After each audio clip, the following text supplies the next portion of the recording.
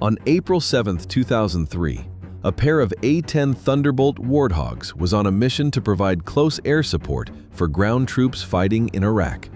Captain Kim "Killer Chick" Campbell and her flight lead, Lieutenant Colonel Rick "Beano" Turner, raced toward a massive sandstorm covering the region. At that moment, they received an urgent call from a Joint Terminal Attack Controller, JTAC, Lieutenant John Blocher. His unit was holding a strategically vital bridge in northern Baghdad, and Iraqi forces had launched a massive counterattack, firing rocket-propelled grenades directly at the American positions. The mission was clear: neutralize the enemy fire to save the infantry pinned down on the bridge. Through space-stabilized binoculars, Turner searched for a gap in the thick dust clouds. Finding a window, he abruptly threw his plane inverted and pulled hard on the stick, disappearing below the weather. Campbell followed suit, initiating the same maneuver. As the Warthogs emerged from the storm, a scene of massive urban warfare unfolded before the pilots. City streets choked with smoke, tracers streaking across the sky, and explosions rocking the area. Iraqi air defense teams immediately spotted the roaring jets and turned their guns skyward. Anti-aircraft fire began bursting in mid-air around Kim's aircraft. The explosions were so close that she could feel the shock waves shaking the airframe. Turner radioed that the targets were positioned directly under the bridge supports on the east side and prepared to go in for the first pass alone.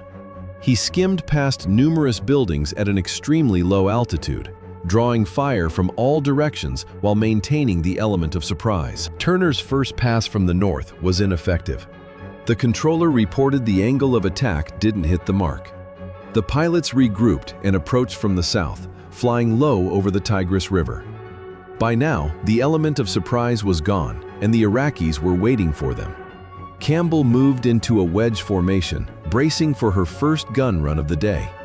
Despite the severity of the threat, Turner decided to use the GAU-8 rotary cannon instead of bombs, as friendly forces and civilians were in the immediate vicinity.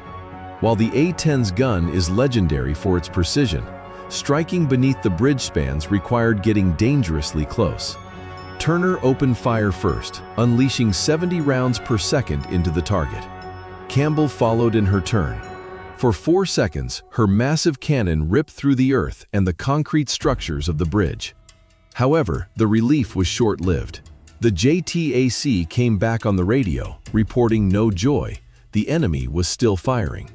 The wide surface of the bridge acted as a perfect shield for the Republican Guard, who had hidden under the supports specifically to evade aerial threats. The pair turned back around for a third run. They had effectively poked the hornet's nest. Tracers zipped past from all sides as the Warthogs glided over the waters of the Tigris. This time, they attacked from an even lower angle, forcing the enemy to scramble for cover. Shells tore through concrete and earth, and the roar of the rotary guns gripped the battlefield, but the Iraqis continued to hold their ground. Realizing the cannon wasn't enough, the pilots opted to switch to Hydra rockets. Hydra rockets are unguided and must be aimed by pointing the entire aircraft at the target, requiring the pilot to fly a steady, head-on course. Turner went first, pushing through the smoke and anti-aircraft fire. His volley rocked the bridge with a ripple of explosions, but the controller again reported a miss. The rockets impacted the surface without hitting those hiding beneath. It was now Kim's turn. She raced along the same path, a maneuver the Iraqis had now timed and anticipated. Just as Campbell lined up her reticle square under the bridge and pulled the trigger, an Iraqi soldier with a man-portable air defense system, MANPADS, locked onto her. Her rockets were still mid-flight when the enemy missile screamed toward her tail. Campbell attempted to bank away, but it was too late. The missile exploded right at the tail assembly. A bright fireball enveloped the canopy, a massive jolt shoved her forward, and the nose of the aircraft jerked downward, pointing the 16-ton machine directly into the enemy-held streets of Baghdad. Turner shouted over the radio, "Two got hit, two got hit." Kim fought desperately with the controls, trying to pull the nose up to reach the American-held side of the river, but the Warthog wouldn't respond. Warning lights flashed across her panel. The master caution was on, and hydraulic pressure in both redundant loops had dropped to zero. She faced a grim choice: eject over enemy territory or activate manual reversion. A grueling, dangerous flight mode using a system of mechanical cables and sheer physical pilot strength. She made her choice instantly. I'm not ejecting over Baghdad. Upon activating manual reversion, Kim felt the full, unassisted weight of the aircraft. To simply level the plane required nearly 150 pounds of force on the control stick. Pulling with both hands, she slowly forced the 16-ton machine to roll left. Turner flew alongside her, urgently reminding her to deploy chaff and flares to ward off further missiles. With monumental effort, Campbell steered her wounded Warthog above the weather and turned toward the base in Kuwait, still 300 miles away. Turner pulled up beside her to inspect the damage and was horrified. The fuselage and tail were riddled with hundreds of holes from the warhead fragmentation. There was a football-sized hole in the horizontal stabilizer, and flames were flickering near the tail. To keep her spirits up, however, he simply told her, "You have some improved ventilation aft, but it is still airworthy."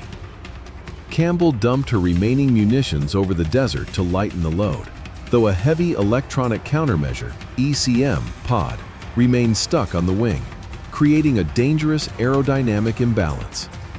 After an hour-long physical struggle with the controls, Al Jaber Air Base finally came into view. Kim lowered the gear using the emergency auxiliary handle. Landing in manual reversion is a maneuver rarely practiced and often fatal. Just 60 feet from the ground, the plane suddenly rolled sharply to the left. With her heart in her throat, she instinctively yanked the stick to the right. The aircraft leveled out, and seconds later, she touched down on the runway. As the Warthog came to a stop, the radio erupted with congratulations.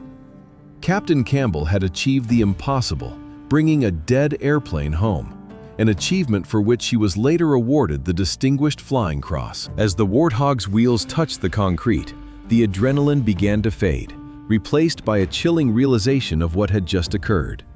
The technicians who inspected Kim Campbell's aircraft later admitted that the damage was so severe, repair was impossible. That plane would never take to the skies again. But Kim herself, despite the trauma, was back in a cockpit the very next morning, ready to fly once more for the sake of the men on the ground who relied on her support. This story is more than a tribute to the legendary survivability of the Warthog. It is a testament to the human will, which proves stronger than the most advanced hydraulics or hundreds of missile fragments. Kim Campbell proved that when the machine gives up, character takes over.